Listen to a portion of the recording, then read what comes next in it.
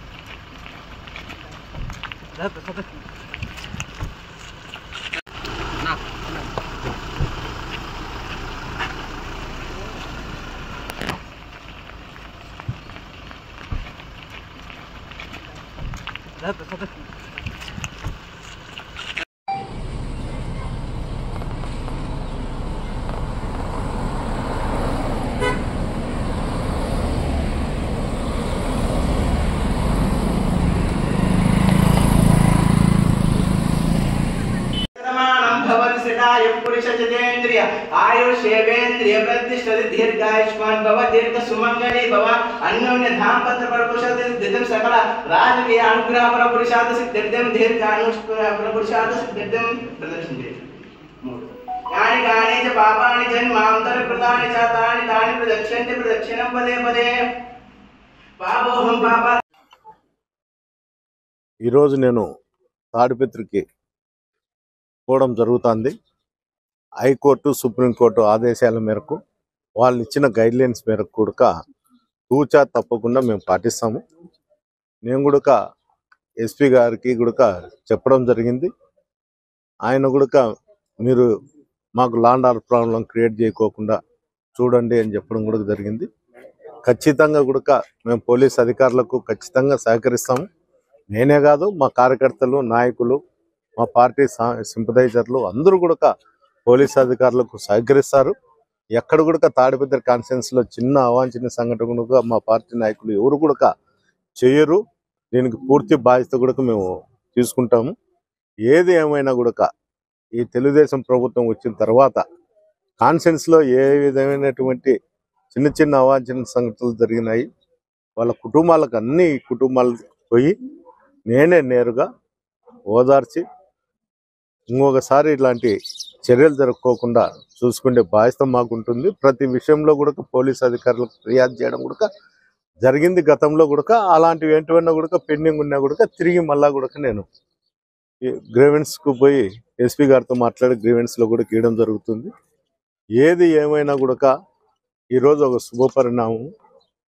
ఎందుకంటే 14 మాసాల తర్వాత మళ్ళా తాడిపత్రికి పోయి నా ఇంట్లో ఉండేదానికి సుప్రీంకోర్టు గైడ్లైన్స్ ప్రకారం కూడా నేను నడుచుకుంటానని కూడా చెప్పడం జరుగుతుంది. మళ్ళా కూడా చెప్తున్నా, పోలీస్ అధికారులకు, తాడిపత్రి కాన్స్టిట్యున్సీ ప్రజలకు అందరికి కూడా మరోసారి ధన్యవాదాలు తెలుపుకుంటున్నా.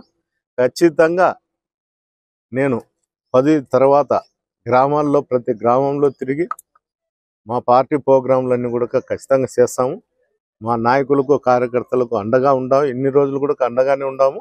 మళ్ళా కూడా భరోసా ఇస్తున్నాము. ఎలాంటి సమస్యలు ఉన్నా కూడా మేము ఎదుర్కొనేదానికి మా పార్టీ తరఫున మేము కూడా ఉంటాము. మాకు పైనుంటి కూడా మా అధిష్టానం కూడా దానికి పూర్తిగా కూడా మాకు సహకరిస్తుంది.